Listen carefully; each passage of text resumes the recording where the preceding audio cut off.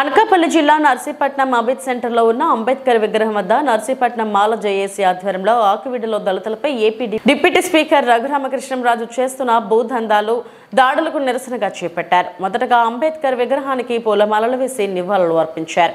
ఈ సందర్భంగా వారు మాట్లాడుతూ ఒక రాజ్యాంగబద్ధ పదవిలో ఉండి అన్యాయంగా దళితుల భూములను లాక్కోవడం, మాట వినకపోతే దాడులు చేయడం దారుణమన్నారు.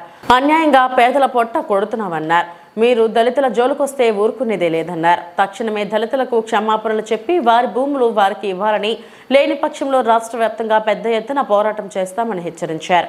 కార్యక్రమంలో నర్సీపట్నం నియోజకవర్గం Bahujan Samaj party convener Botta Nagaraju, Bhimarao party Anakapalli జిల్లా పార్టీ అధ్యక్షులు నేతల నాగేశ్వరరావు, అంబేద్కర్ ఇండియా మిషన్ అనకాపల్లి జిల్లా కో కన్వీనర్ సాల్మన్ రాజు తదితరులు పాల్గొన్నారు.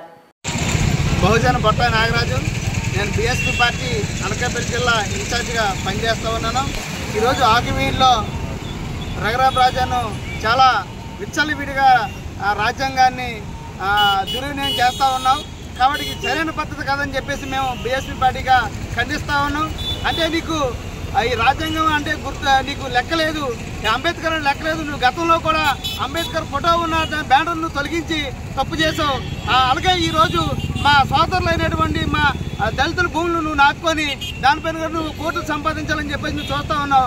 అలాంటి ఆటలు నీకు సాగమని చెప్పేసి చెప్తా ఉన్నావు. అంటే నీ దళితులు ఒకటే కాదు, బహుజనులుగా ఉన్నటువంటి ఎస్సీ ఎస్టీలు అందరూ కూడా మేమందరూ వాళ్ళకి మద్దతుగా ఉంటాం. అక్కడ ఈ ఆకులు ఏదైతే నువ్వు ఆ స్థలాన్ని కబ్జా చేయాలనుకున్నావో ఆ స్థలాన్ని కాపాడడం కోసం మేమందరం ఎంత దూరం వెళ్తామని చెప్పి చెప్తా ఉన్నాం.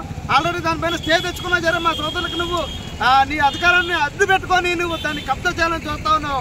అలాంటి చెలవని చెప్పి చెప్తా ఉన్నావు. ఖబర్దార్ రఘురామరాజు అని చెప్తా ఉన్నాం. మేమందరం కూడా సంపూర్ణంగా బీఎస్పీ పార్టీ కానీ మిగతా బహుజన కులాలన్నీ కూడా ఈరోజు అక్కడ ఉన్నటువంటి ఆకువీళ్ళు ఉన్నటువంటి ఆ భూమి నిర్వాసితులు ఎవరైతున్నారో వాళ్ళందరికీ మద్దతుగా ఉంటామని చెప్పి చెప్తా ఉన్నాం.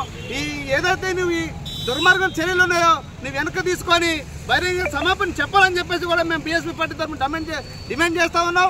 లేని పక్షంలో నువ్వు తీవ్ర పరిణామాలు ఎదుర్కొంటావని చెప్పేసి కూడా హెచ్చరిస్తా ఉన్నాం. జై భీమ్, జై భారత్.